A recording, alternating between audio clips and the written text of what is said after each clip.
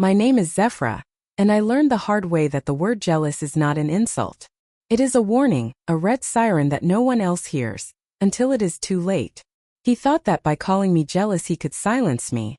He thought that word would make me shrink, doubt myself, apologize for daring to see the truth. He thought wrong. Cashin was a master at disguises. To the world he was polished, charming, disciplined. To my family he was golden. To my friends he was steady. To me he was supposed to be safe. For 3 years I shared my mornings, my meals, my laughter, my trust with him. I told myself we were building something together. A future home, maybe children, maybe a life where I could finally rest in the idea of permanence. But permanence does not live in late-night meetings that always run longer. It does not live in perfume on a collar, the citrus-sweet kind I never owned. It does not live in the cardigan left on the back seat of his car, soft and delicate, belonging to no colleague he ever introduced. It does not live in the shadows of his phone screen turned face down on the table every evening, buzzing like a secret heartbeat. Each time I questioned him, Cashin's smile was soft, patient, practiced. "Zephra, you are being jealous," he would say. He never raised his voice, never shouted. He made his calmness into a weapon, so that my suspicion looked hysterical beside it. He leaned on that word as if it were proof of my weakness, as if it erased his guilt. But I am not weak. I am an architect. I know when a room is crooked even if no one else sees it. I know when a single inch is off the whole design collapses. I know when something doesn't belong. I tried for a while to believe him, to swallow the doubt, to wear the word jealous like a heavy coat that belonged to me and me alone. But coats can be shrugged off. And one evening while he showered, the truth shone through. His phone lit up on the dresser. I did not touch it. I did not need to. The preview alone was enough. A heart emoji, a sentence that began, "Still thinking about last night. Your hands."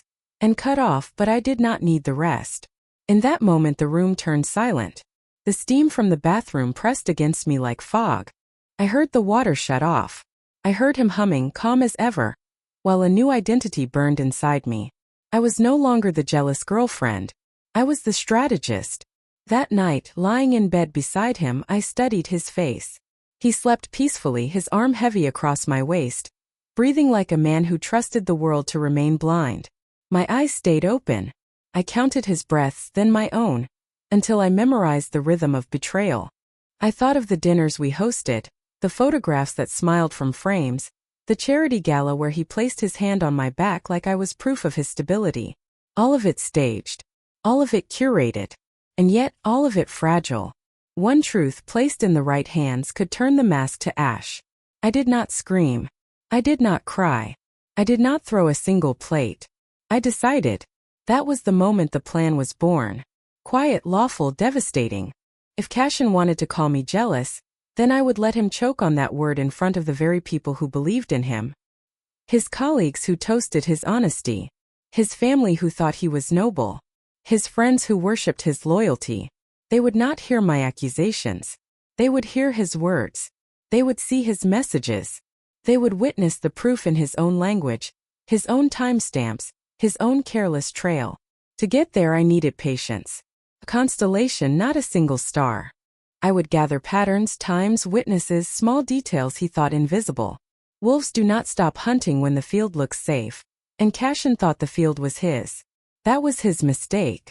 So I lay still. I breathed slow. And I promised myself, tomorrow begins the quiet work. The watching. The waiting. The collecting. Because when I was ready, I would not knock on the door of truth. I would tear it open and flood the room with light.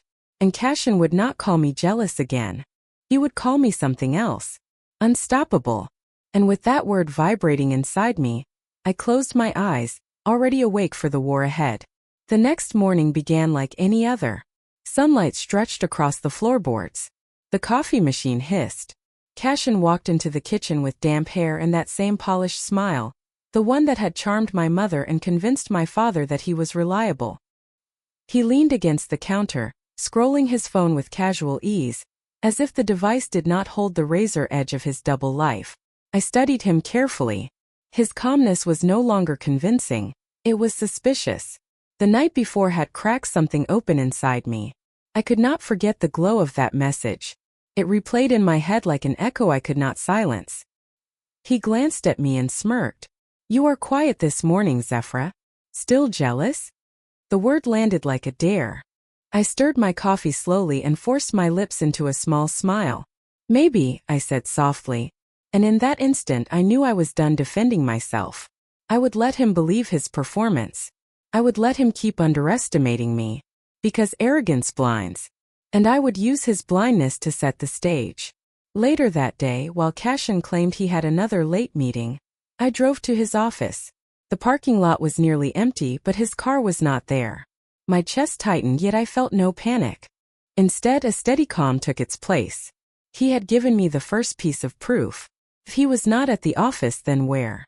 I turned the wheel and followed the instinct that whispered inside me. City streets blurred past until I reached the east side, the one lined with boutique shops and quiet wine bars. That was where I saw it. His car, tucked neatly in front of a restaurant, one too intimate for business dinners. Through the glass windows I caught him. Cashin, seated at a small table, leaning forward with that familiar tilt of his head. The same tilt he used when he once told me he loved me.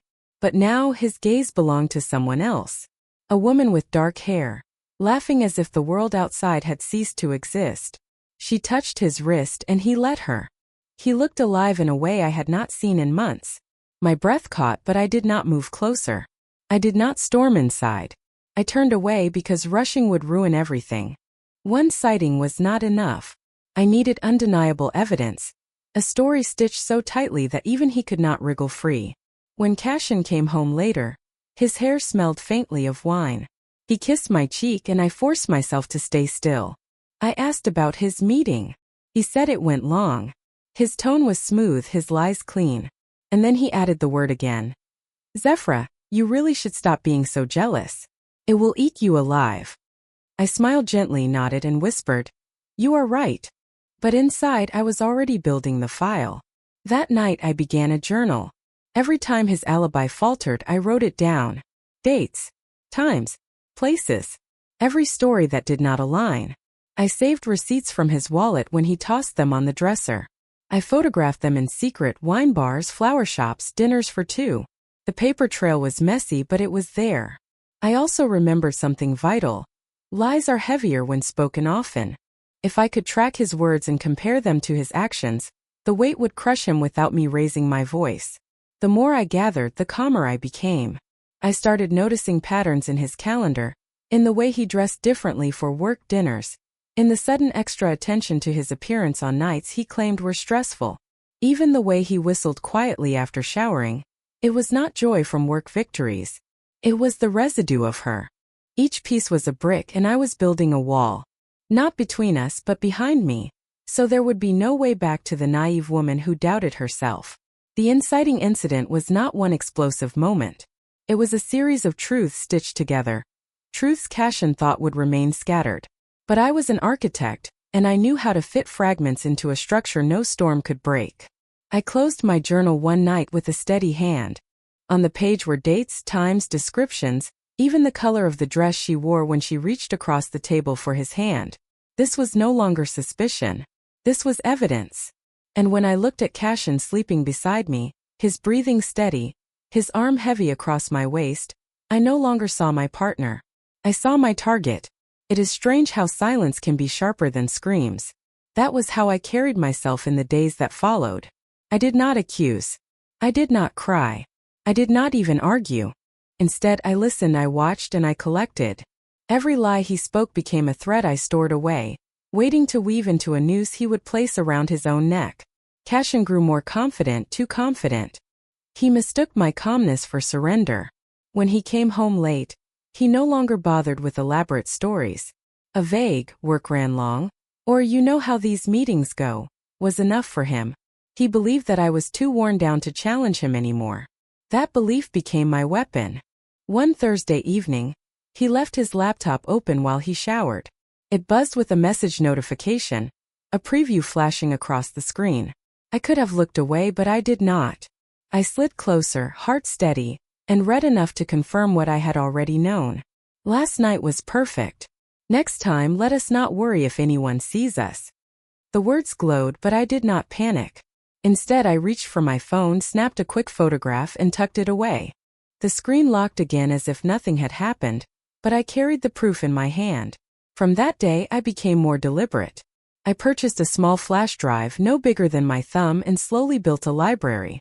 Screenshots, copied emails, receipts photographed in the glow of the nightstand lamp. Every item was labeled, dated, and filed. I also began testing Cashin with questions I already knew the answers to. How was the office? I would ask after seeing his car parked near her apartment. Did you enjoy the dinner? I would whisper when I already held the receipt from a restaurant I had never stepped inside. His answers were smooth, trained, and practiced. But the beauty of lies is that they pile up until they cannot carry their own weight. He did not notice how often his stories contradicted one another.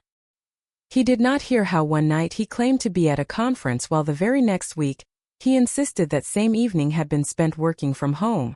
The journal thickened with these contradictions, every page another strand of rope.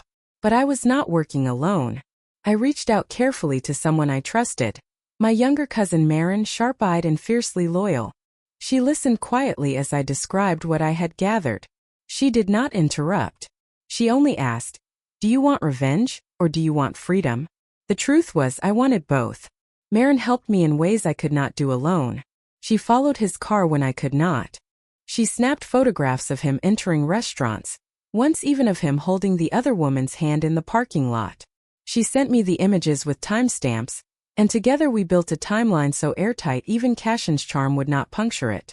The more we worked, the more I realized how powerful patience could be. Rage burns fast. Patience, though, it carves stone. Cashin, oblivious, became careless. He began bringing small gifts home, hoping I would mistake them for signs of devotion. A scarf, a perfume bottle. But the scents were wrong, the styles foreign. They were not chosen for me. They were leftovers, cover-ups, distractions. I tucked them away in a box labeled exhibits, evidence of his hollow gestures. One evening, I returned home earlier than he expected. Through the crack of our bedroom door, I saw him on the phone, speaking in a voice I had never heard before. Softer, sweeter. He called her light. He promised weekends away. He said, "She will never know." But I did know. And the only question was how I would reveal it. The journal was nearly full now. The flash drive contained enough to ruin his reputation not just with me, but with his colleagues, his family, and his polished circle of friends. Each day I grew colder, more certain, and strangely freer. And yet the plan was not ready. I needed something bigger. Something that would pierce not only his lies but his pride. I watched him sleep again one night, his hand draped lazily across his chest, the faintest smile tugging at his lips. He thought the game was his. But I was no longer his opponent. I was his ending. When you are betrayed, people expect you to crumble. They expect tears, frantic begging, maybe even silence. But I had no intention of crumbling. I wanted Cashin to underestimate me, to think he had already won. That illusion was the shield behind which I built my army. Marin was already at my side, relentless in her loyalty. She had a way of noticing details I sometimes missed, like the way Cashin's ties had grown more expensive though his paycheck had not changed, or how he began trimming his beard differently, as though trying to impress someone new. She documented everything with the precision of a historian preparing for trial. But one ally was not enough. Revenge, if it is to be done right, must be crafted carefully and legally. I contacted an attorney discreetly, one recommended by a colleague who had gone through her own storm of betrayal. His name was Everett, and he carried himself like a man who had already seen every dirty trick life could offer. "Do not just gather," he told me, his eyes sharp behind wire-rimmed glasses. "Organize. Build a structure. If you want to expose him, you cannot let him squirm out with half-truths. You need to present a picture so clear that anyone who sees it cannot look away." So I did. With Everett's guidance, the journal became a binder. The flash drive became a carefully encrypted file. Screenshots were printed and numbered. Photographs were labeled with dates, times, and locations.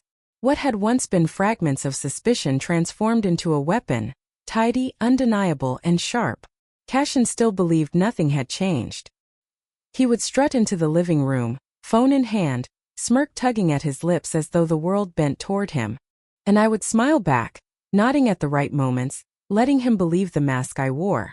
Inside, though, I was carving every second into ammunition. My allies grew beyond Marin and Everett. My sister, Alira, became another silent soldier. She had always distrusted Cashin, though she never voiced it fully while I was blinded by devotion. When I finally confided in her, she did not hesitate. "Let me know what you need," she said. And she meant it. Alira helped me map opportunities, the moments when Cashin would be surrounded by those whose opinions mattered to him most. His family dinners, professional gatherings, and charity events. Places where his image was polished, where he relied on me to play the role of the devoted partner. She reminded me that revenge was not only about proof but about timing. One night over coffee, Marin leaned forward, her eyes gleaming. "You want him to feel the ground disappear beneath him? Then do it where he thinks he stands tallest. Cut him down in the place he believes himself untouchable." Those words stuck with me. Cashin thrived on reputation. He fed on admiration. If I wanted my revenge to strike deepest, it would not be behind closed doors. It had to be public. It had to be undeniable. So we planned. A family gathering loomed on the calendar. An anniversary dinner for his parents. Everyone would be there. His siblings, colleagues, and friends. Cashin himself had insisted we attend together, bragging that he wanted to show off how solid we are. The irony nearly made me laugh aloud. In preparation, I began rehearsing my calm. I stood before the mirror at night, practicing the steady tone I would use when the time came. No tears, no trembling, no fury. Just clarity, spoken so cleanly it would slice deeper than any scream. Everett fine-tuned the presentation. Marin collected the final photographs. Alira promised to sit close by that night, ready to support me when the moment came. Piece by piece, my circle tightened around Cashin, though he never noticed. I remember one particular evening vividly. Cashin returned late, his shirt misbuttoned, the faint trace of perfume clinging to his skin. He looked at me, searching for a reaction, daring me to ask. Instead, I smiled. "Did you eat?" I asked softly. His smirk widened. He thought I was still blind. But blindness had long since left me. I saw everything. And I was nearly ready to show the world. The setup was complete. The trap was built. All that remained was to spring it. And as I closed my binder that night, locking it away in the drawer he never opened, I whispered to myself, when the curtain falls, Cashin will not just lose me. He will lose the stage itself. Every step of my plan had to be calculated. Cashin was not clever, but he was arrogant, and arrogance often makes people careless. Still, I knew one mistake on my end could give him a chance to twist the story. I could not allow that. My counterplan had to be flawless. Not just emotionally satisfying but airtight. I spent nights sketching outlines of how everything would unfold. At first, the thoughts were scattered. Expose him at the dinner. Hand out the proof. Watch his smug grin collapse. But Everett reminded me that revenge, if it is to last, must not only humiliate but also leave no room for denial. "He will try to turn this into a misunderstanding," Everett warned. "Make sure you build a chain so strong it cannot break." So I constructed my chain. The first link, the timeline. Every text message, every late-night meeting, every purchase that did not match his salary was placed in order. I pinned photographs to the wall, each one connected by red thread like the investigation board of a detective. Marin and I stood before it one evening, staring at the web of deceit he had spun. She shook her head. "When you lay it out like this, it is impossible not to see." The second link. The witnesses. It was not enough for me to say he betrayed me.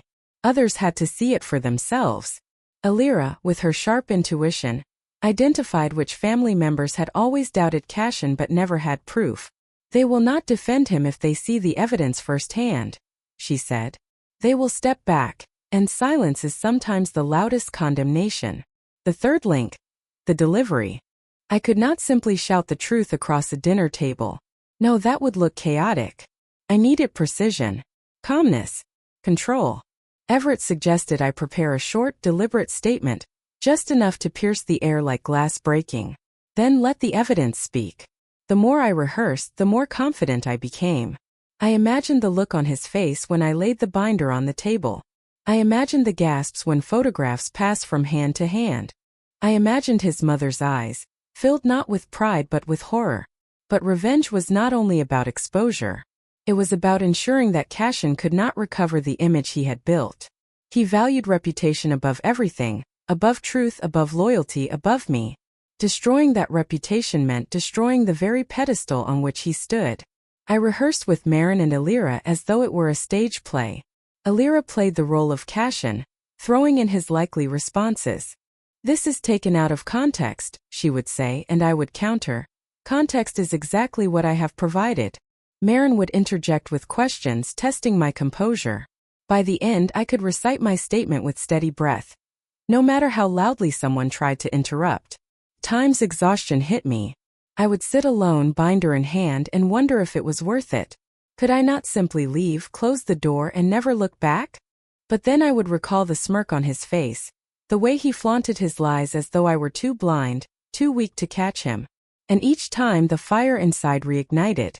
The dinner was only a week away when I finalized the plan. I chose my outfit carefully. Simple, elegant, not screaming for attention but impossible to ignore. I would not look like a scorned lover. I would look like a woman in control. A woman who knew her worth. Meanwhile, Cashin kept digging his own grave. One night I overheard him on the phone laughing softly. "She suspects nothing," he whispered. "This is too easy." He was right about one thing: it was easy. But not in the way he thought. Easy because every step he took only tightened the noose I had placed around him. The final piece of the plan was the setting. A family dinner would do, yes. But what if I also invited a few unexpected guests? A close colleague of his. A friend of mine who had seen his behavior firsthand. People who carried weight in both of our circles.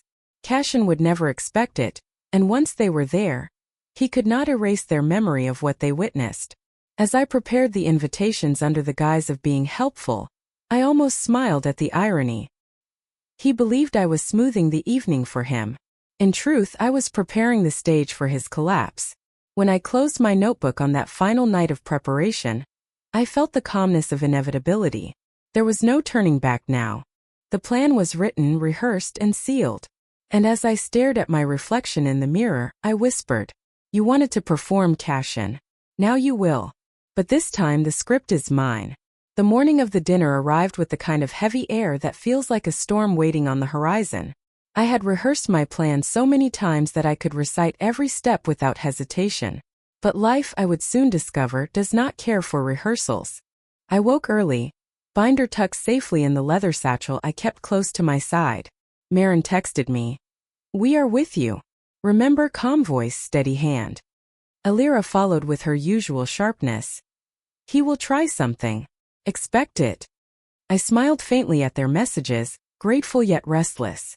Something gnawed at me as I slipped on the dress I had chosen. Simple. Elegant. The kind of dress that said, "I am not here to scream. I am here to command."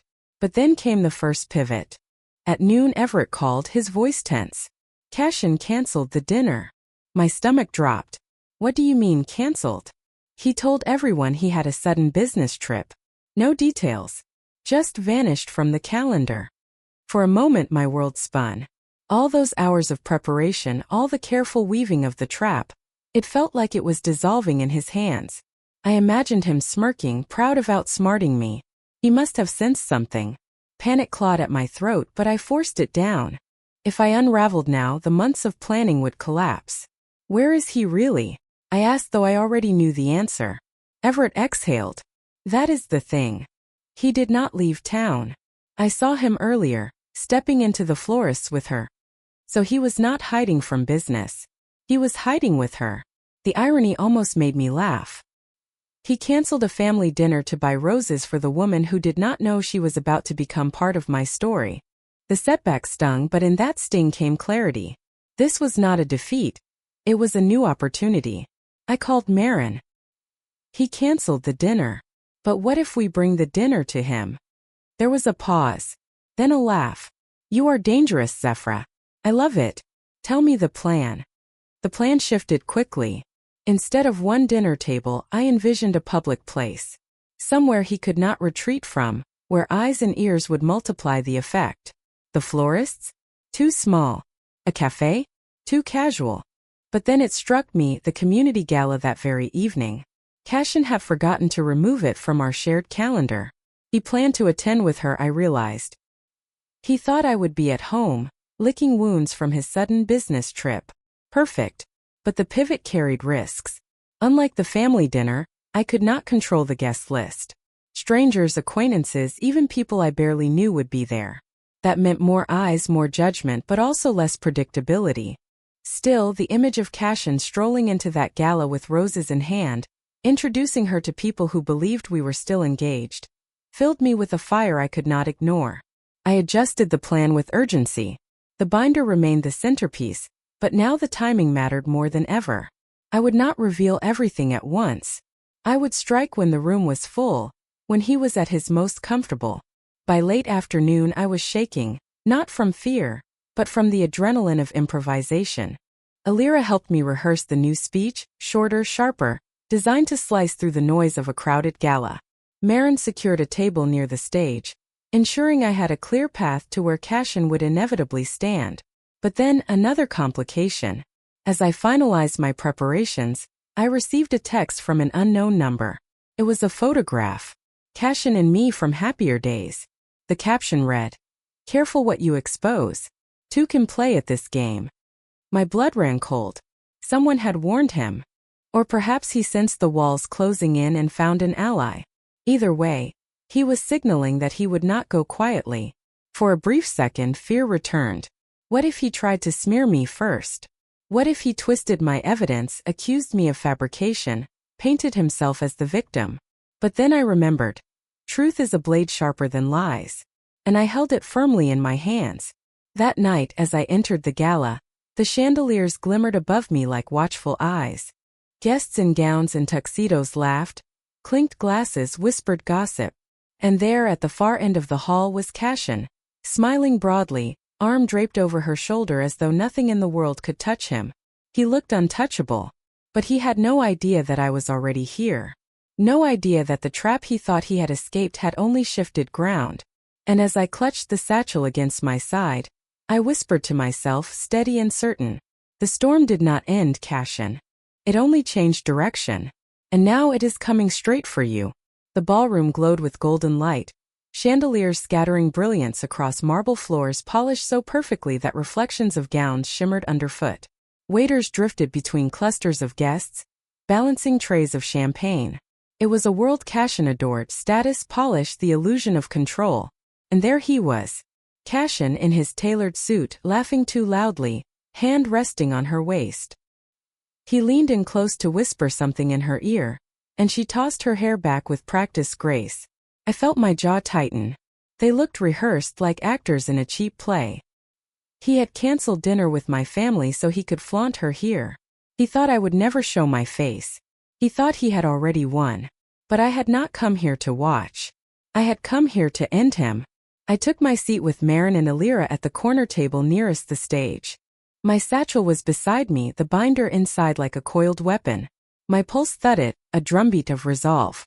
The gala host tapped the microphone, calling for quiet. "Ladies and gentlemen, we are honored tonight to welcome Cashin Durrell, a man many of you know for his generosity, his leadership, and his impeccable sense of vision." I almost laughed at the irony. Generosity with my money. Leadership in lies. Vision clouded by arrogance. Cashin grinned, adjusting his cufflinks, and guided her forward as though she too deserved the applause. He relished the spotlight. And for a moment I let him bask in it. Because when a man climbs too high on a pedestal, the fall shatters harder. He began his speech. Smooth. Polished. He spoke of dedication, of balance, of truth. Truth. The word burned as it left his lips. My hands gripped the satchel tighter. Then came the signal. He paused, lifting his glass for a toast. The guests leaned in, waiting for his final flourish. And I rose. "Truth," I said, my voice steady yet sharp, cutting through the polite laughter. The microphone had not been in my hand, but the room turned anyway. Eyes followed me as I stepped toward the stage, binder clutched like scripture. Cashin froze. A flicker of panic, quickly masked with a smile. "Zephra," he said lightly, though the name came strangled. What a surprise. I mounted the steps slowly, deliberately. Yes, a surprise. For you. For everyone. Whispers stirred. Guests shifted, sensing drama. The chandeliers seemed to glow hotter, as though even the light wanted to see what came next. I set the binder on the podium beside him and flipped it open. You have spoken of truth tonight. Shall we show them yours? His hand darted toward the binder, but I slapped it down with mine. Gasps echoed through the room. My eyes locked with his. He knew in that instant there would be no escape. I pulled out the first page. Bank statements. While you praise generosity, you drain joint accounts for secret trips. The second page. Hotel invoices. While you claimed balance, you checked into suites under false names. The third page. Messages printed in black and white. While you promised truth, you wrote these words. I raised the page and read aloud. I cannot wait to hold you again. She suspects nothing. The woman at his side turned pale. She staggered back as though struck, eyes darting between him and the evidence I held aloft. Cashin's face collapsed into fury. These are lies, he shouted, but his voice cracked. Lies. I countered, raising the next page higher. Then explain the receipts. Explain the dates. Explain why she, I pointed toward the woman, is standing here with you tonight while your fiancé was told you were working late. The ballroom fell into a heavy silence. Then the whispers began again, sharper, slicing through the air. His colleagues muttered. His supposed friends exchanged disgusted glances. The woman at his side pulled her arm from his grasp and stepped away, shaking her head. I closed the binder with a decisive snap. You thought you could cancel dinner and cancel me. But tonight I cancel the illusion you built. The image you worshipped is gone. This room does not see a leader. They see a liar. Applause broke. Not polite applause but sharp, deliberate claps from Alira, joined by Marin, then others who rose in support. The sound swelled until it drowned Cashin's protests. His mouth opened but no words came. His perfect mask had cracked, and the shards were plain for all to see. And as the sound of clapping filled the hall, I leaned closer, whispering so only he could hear. You thought you owned the truth. Tonight the truth owns you. I stepped down from the stage, binder in hand, the echoes of applause following me. Behind me, Cashin stood alone, stripped of his image, abandoned by the very audience he had tried to control. But the night was not finished yet. His fall had only begun. The ballroom no longer felt like a celebration. The glittering chandeliers and polished marble had become the backdrop for something darker, sharper. Whispers pulsed through the room like a living tide, each one carrying Cashin's name like a curse. I moved back to my table with Marin and Alira, my binder closed but still heavy in my arms. My hands shook, not from fear but from the rush of it all. I had exposed him, and now I was watching the ripple turn into a wave. Cashin stood at the podium, gripping it as if it were the last solid thing in his world. His eyes darted across the audience, searching for a friendly face, a lifeline. But none came. His colleagues averted their gazes. The donors whispered behind manicured hands. Even the waiters slowed their steps, unwilling to approach. And the woman, the one he had paraded so proudly on his arm, was gone. She had slipped out quietly, leaving him standing in the harsh light of truth. Ladies and gentlemen, Cashin stammered, his voice cracking like old wood. This is not what it seems. My fiancée has been misled. She is emotional. She exaggerates.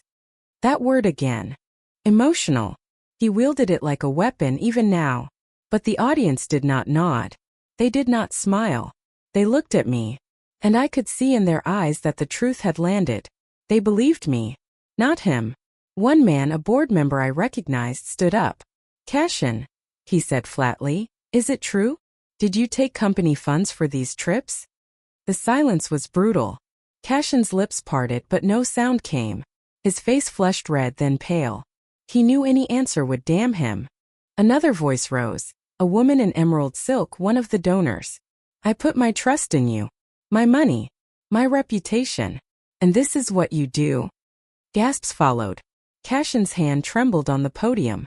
His power was evaporating before my eyes. Marin leaned in close to me, whispering, You've already done it. Look at him. He's unraveling. But I shook my head. Not yet. They need to see him collapse. Cashin suddenly tried to laugh, the sound jagged and hollow. This is a smear campaign, he spat. She is vindictive. She wants to destroy me because she cannot control me. I rose again. My heels clicked against the marble as I stepped into the open floor. The room stilled. I wanted to love you, I said clearly, my voice carrying. But you made that impossible when you lied. I wanted to trust you, but you spent trust like stolen money. And now you stand here exposed and call me emotional? No, Cashin. This is not emotion. This is truth. The applause that followed was not scattered this time. It was unified. A thunderous sound that filled the ballroom, swallowing his protests whole. Cashin slammed the binder shut, his hand shaking with fury. You think you've won? He hissed at me, his voice low, lost beneath the roar of clapping. This is temporary. I'll fix it. I always fix it. But even as he said it, his phone buzzed on the podium. I saw the notification light up. A message preview. One word: terminated. His company. His board. They were already moving to cut him out. Cashin's shoulders sagged. He looked smaller somehow, the suit hanging off him like borrowed armor. I leaned closer just enough for him to hear. You cannot fix this. Because you cannot fix the truth. He turned his head, desperate, scanning for allies. None came. Alira folded her arms and glared at him.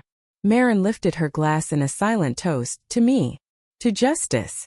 The applause finally died down, replaced by quiet conversation. But the tone had shifted. No one was whispering in admiration of Cashin anymore. They were dissecting his fall, savoring the story even as it was unfolding. He stumbled from the podium trying to retreat, but the crowd parted coldly, like water avoiding a sinking stone. He reached the doors, shoulders hunched, his face ghostly. And I stood there watching him vanish into the night. He thought leaving the ballroom would save him. But he did not know, this was only the beginning. Because the truth once released does not fade. It spreads. And I was about to make sure his downfall reached every corner of his world. The morning after felt unreal. I woke in my own bed, the echoes of applause still ringing in my ears. For a moment I wondered if it had been a dream. If the binder, the ballroom, the gasps had all dissolved into fantasy. But then my phone lit up. Headlines. Dozens of them. Philanthropist Cashin exposed at charity gala. Financial scandal rocks nonprofit. Fiancé reveals double life of rising star. My heart hammered as I scrolled. Every article had the same photo. Cashin frozen at the podium, red-faced, with the binder in front of him. And in each one, my name was attached not as a footnote, but as the voice of truth. Marin called before I could even put the phone down. You're everywhere, she said, her voice bright with vindication. TV anchors, podcasts, social media. You've gone viral. I almost laughed. Viral. For speaking the truth. Cashin, however, was silent. Not one word on his social channels. No carefully polished statement. No damage control. Just silence. And in that silence the world filled the gaps for him. I sat at the kitchen table scrolling through comments. How could anyone trust him again? She was brave to speak up. He deserves everything coming to him. It was overwhelming. Strangers I would never meet were carrying my story forward. Turning it into a warning, a reckoning. By noon, Alira arrived with a bag of pastries and her laptop. She set it down and pulled up the news. Look, she said, pointing to the screen. His board issued a statement. They're investigating. He's suspended indefinitely. I let the words sink in. Suspended. It was the first domino. Soon the rest would fall. Then another message pinged onto my phone. An invitation. Not from Cashin's circle, but from one of the donors, the woman in emerald silk. She wanted to meet. We believe you. We want your help cleaning this mess. For the first time in months I smiled without hesitation. His world was shrinking. Mine was expanding. But as much as I wanted to celebrate, the day was not without shadows. Cashin still tried to reach me. Voicemails, frantic and bitter, filled my inbox. You don't understand what you've done, he hissed in one. They'll forget. They always forget. I'll rebuild, and when I do you'll regret this. In another his voice cracked. Please. Don't let this be the end. I'll change. I'll fix it. Just call me. I deleted them without listening twice.